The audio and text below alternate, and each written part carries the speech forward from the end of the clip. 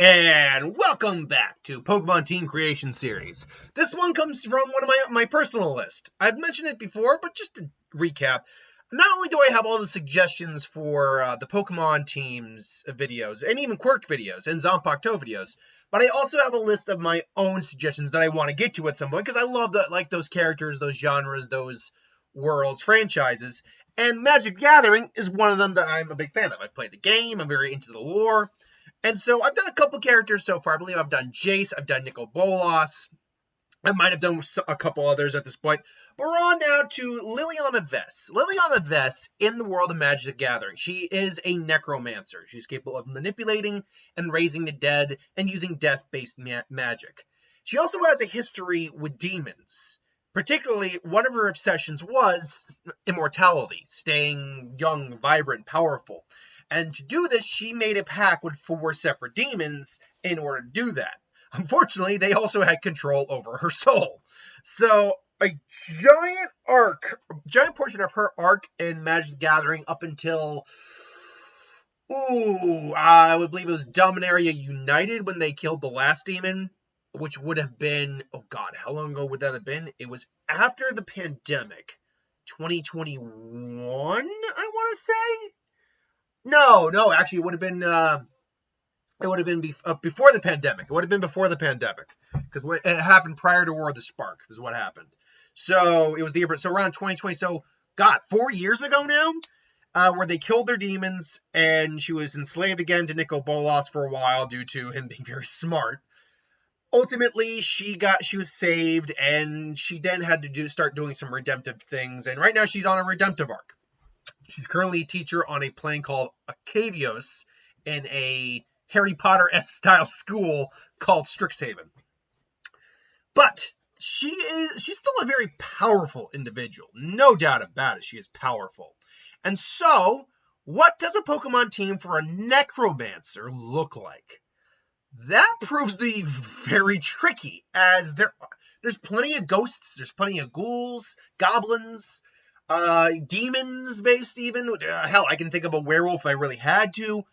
Vampires even. A Golbat line can be considered vampiric. Zombies, and I've had this problem before with other characters who are either zombies or have used zombies or have zombies tied to them, is that zombies are not prevalent in Pokemon. Zombie type, there's no zombie type obviously, but you know what I meant. Zombie type in terms of design concept don't really exist. The closest one I could find, and honestly, I like this one for the team because it represents a bit more of her, like her good side, is Gravestone, or Griefstone, I should say, or Gravehound, sorry. Houndstone, no, it's Houndstone, dumbass, it's Houndstone, you got the name right there. Houndstone, which is the evolved form, is Graveyard.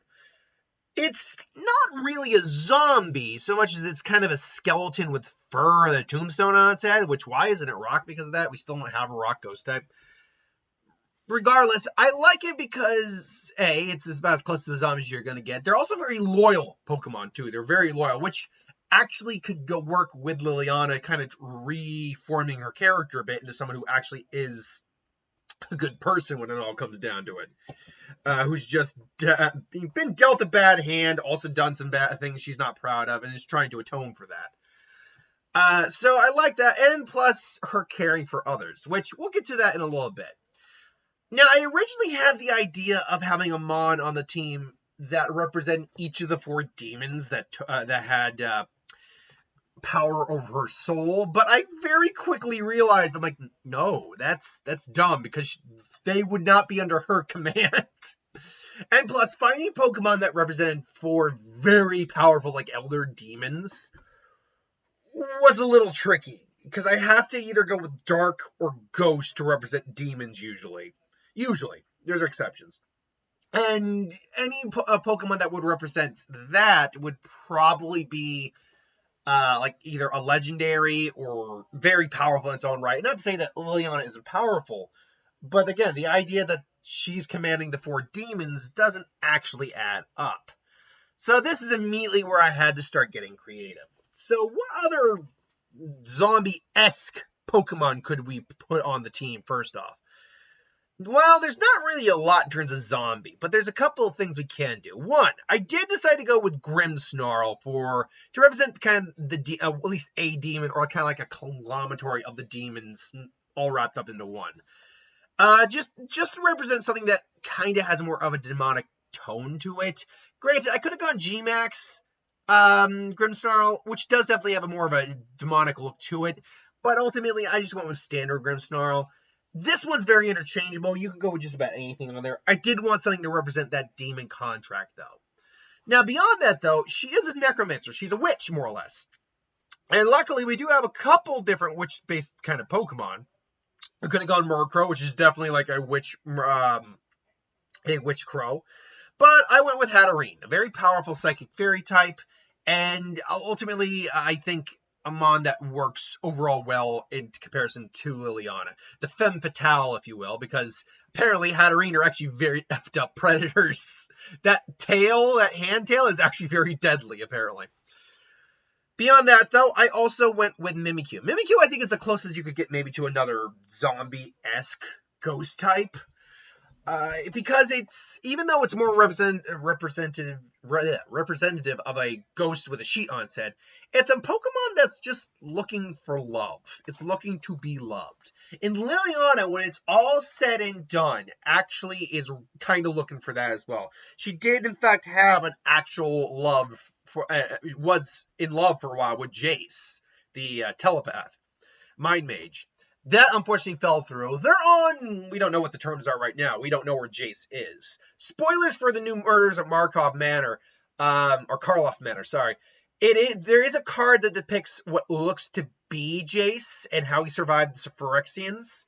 What he's doing now, we have no idea. And what his relationship to Liliana right now is, we have no idea. Hell, last we knew, he was actually involved with Vraska, and he was even able to give her like some moment's peace. We also don't know if Vraska is still alive. It's implied she's dead, but we didn't see her die, unlike, say, Luca or who was one of the other ones we know died. Actually, among all the Phyrexianized planeswalkers, Luca, I think, was the only one that actually died. Oh, no, Tamio died. Tamio died. Characters that, if you're not familiar with Magic, means very little. I'm just recalling. So we don't know what our relationship with Jace is right now, but someone looking to repent, looking to be loved, or at least liked, would work with Mimikyu. Speaking of Jace, because of that relationship with Jace, I did want something to kind of represent that. The fact that she did have a love at one point, and there was a mutual love and respect at one point. I like the idea that they both had an Eevee. Now, I believe I've done Jace's Pokemon team at one point, and if I were to go back and maybe correct it, I'd give him an Espeon. I decided to give her an Umbreon because maybe what happened was they both gave each other an Eevee in a Pokemon Magic crossover. Or they gave each other an Eevee, and for her it became an Umbreon, a Dark type, like the Moon. Where for him it became an Espeon, a Psychic type, Mind. And obviously the Dark type, by all accounts, beats the Psychic type, but Espeon can learn like Signal Beam, which is the bug type move, which can completely wreck Umbreon's shit. Provided, Umbreon is tanky as fuck, by the way. It's tanky as hell. I should try not to curse. I apologize. I should try not to curse, at least during the Pokemon vids, because I know kids might watch this. The Pokemon vids, the anime ones, I'm less worried about because I know people who like a lot of the franchises I do what ifs for have grown a lot older, so I think it's okay to throw a curse word out there every once in a while, but a lot of kids play Pokemon, so I really should be careful not to curse when doing the Pokemon videos. But the last mon on the team, I was going through Ghost Tubs, like, okay, what can work? And then I stopped on one, I'm like, I knew I wanted something to represent this, and I'm glad I found it. Last one on the team is Spiritomb. Now, why Spiritomb? While she does not have this artifact anymore, to the best of my knowledge, she doesn't have it. I don't think she does. She had something called the Chain Veil, which basically heightened her power up to yin-yang, but also invited multiple spirits to come and try to possess her, take her, destroy her, all that. It corrupted her every time she used it. The idea of multiple spirits converging and trying to overcome you, that Spiritomb is made up of 108 spirits. So I think Spiritomb actually worked well as a representation of the Chain Veil. Now, that is the Pokemon team I have created for Liliana Vess. The last question, as always, is how balanced is this team? And I'm looking at this team, and it's actually, even though it's Ghost type, it's mostly just Ghost, Dark, and Fairy. That's it. It's mostly just Ghost, Dark, and Fairy with one Psychic type thrown in there as well. It's surprisingly well balanced because Ghost has only a couple weaknesses, and it's weak to itself and it's weak to Dark.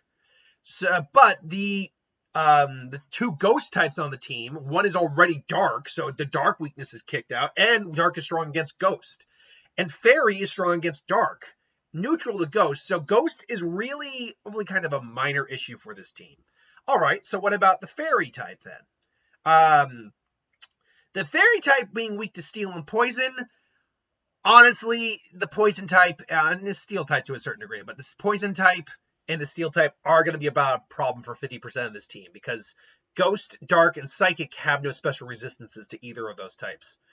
Unfortunately. Which leads us to the last part of this. Bug is going to tear through this team. Only 2 Mon on the team are neutral to its Mimikyu, which being its Psychic Fairy, Ghost Fairy, and Houndstone being just a pure Ghost.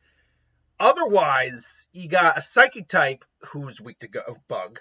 You got a Dark type, 2 Dark types, actually 3 Dark types, all weak to Bug as well. Yes, they have Fairy on that, Fairy or Ghost, but again, neutral to Bug. There's nothing there. So Bug, Steel, and Poison types are going to really be harmful to this team. And unfortunately, among those 3 types, Steel types are probably the most common used. Yeah, Bug type, all those types show up on teams, definitely. And Poison types are pretty prevalent as well. So yeah, unfortunately, 3 types, that's problematic. But what are the trade-offs of that? I mean, you have literally half your team is immune to Dragon. Half your team is immune to half your team is immune to Dragon. Half your team is immune to Normal and Fighting. Half your team is immune to Psychic. Am I missing anything else here in terms of immunities right now? No, I don't think I am. So yeah, the trade-off is a bunch of resistances that each of these types have, but also a lot of immunities. This team would actually cleave through dragons without too much difficulty. It would, because Umbreon can learn fairy moves as well. In fact, every one of these Mon, I think, can learn a fairy move, except for maybe Spiritomb. But that's about it. And then Psychic types are going to be insanely effed. And then, normal and Fighting aren't really going to be in that much trouble, except against Normal's not really going to be in that much trouble to begin with, but against, say, Grimmsnarl or Mimikyu, or actually, I'll say this, Fighting types would be in trouble too, because half this team is Fairy. And again, Umbreon can learn Fairy moves to help mitigate that weakness. So, and, Spiritomb can learn Psychic and things along those lines. So, yes, this team would actually be able to really cleave through some teams on its own right. So, I think it's relatively balanced out, but it's got 3 big weaknesses to it. I don't know, though. What do you think? Do you like this team? Do you dislike this team? What would you do if you were to do a different team for Liliana Vess? Let me know in the comments below. But until then, thank you for watching. Hope you enjoyed. Like, comment, share, subscribe, and I'll see you folks next time.